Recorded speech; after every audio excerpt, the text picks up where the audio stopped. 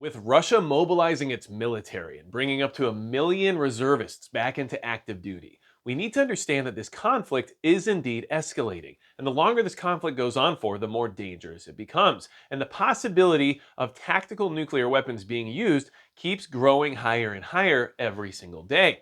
Now, with this news and with our own officials as well as officials around the world sounding the alarms about what this conflict could eventually become, you need to understand what everybody's thought process was back in February and March of this year. When the conflict first started, everyone was worried about the same exact scenario, the possibility of nuclear war. So a lot of prepping items went flying off the shelves, both in person and online, and a lot of people were starting to panic buy some goods that were definitely niche to that particular equation of how to survive a nuclear war. So if you didn't get any of those items back then, or if you maybe weren't aware of them until now, you need to understand that those items were in high demand and short supply in February and March. And that's exactly what's going to happen here soon if things escalate even further, or the second a tactical nuclear weapon goes off, they will disappear off the shelves and off all the websites immediately. So I'm trying to give you a heads up on this just in case things really do spiral out of control. Now, what was selling out during that time in February and March?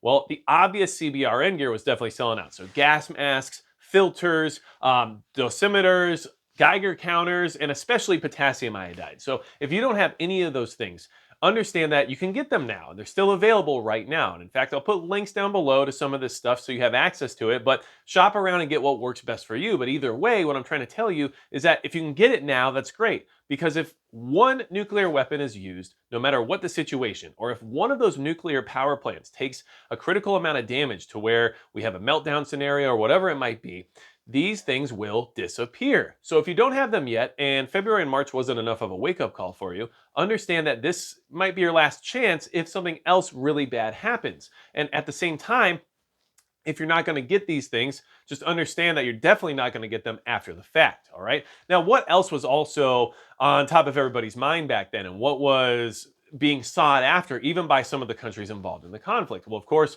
we had body armor flying off the shelves, we had ammunition going, and we definitely had medical supplies. Well, all those things are kind of available right now. And in fact, ammunition has actually gotten back down to some normal prices in many ways, especially when you're talking about 5.56 by 45 NATO and even 308. I've seen a lot of these rifle calibers start to go back down in price quite a bit, but I honestly believe that's only going to be temporary. So get it while the getting's good and don't complain about it next year when you said I should have got during the dip, right? Understand that all of these things are going to be sought after the second something happens catastrophically over there. People are going to get freaked out, they're going to get scared, and you, as someone who watches this channel or many other preparedness channels, has to understand that the average person in America, as well as the rest of the world, never watches any of this type of content. They don't read the news, they don't keep up on what's happening, and they're not aware of what it is they might need if these things start to culminate. Well, what you should understand is what is their thought process? How are they going to solve these problems for themselves? The first thing they're going to do is Google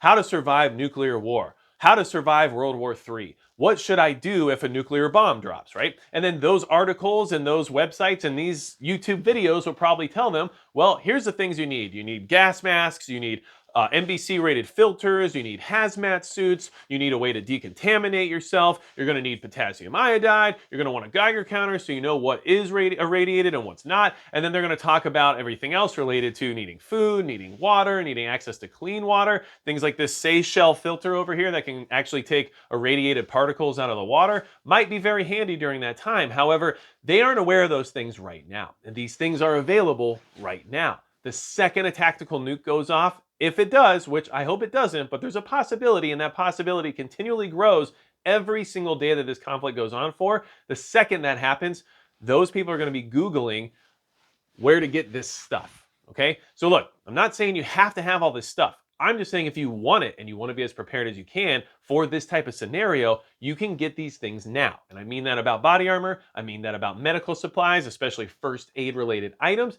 and I definitely mean it about ammunition because honestly, I'm surprised at some of the prices I've been able to find lately, okay? So just keep everything in mind that this is actually a good time to acquire these things, but with this escalation and with Russia bringing up all these reservists back in active duty, you have to understand that things are probably going to be very challenging here in the near future. So If you need more of this and you have the ability to acquire it, then this is probably the time. If you already prepped as good as you could and you don't have the financial breathing room to do any more of this kind of stuff because of the way things are right now in this country with inflation and everything else going on, well, just keep in mind that you have prepared as best as you could. So good on you for that, and good on you for actually paying attention and trying your best to do something with what you were able to do. Okay, so don't feel like you have to have everything that might be needed.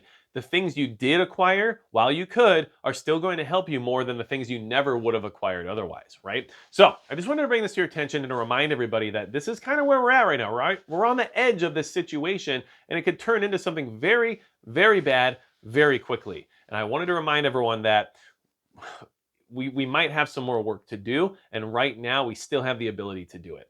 So without anything else to say about it, that's going to be it for Magic Prepper.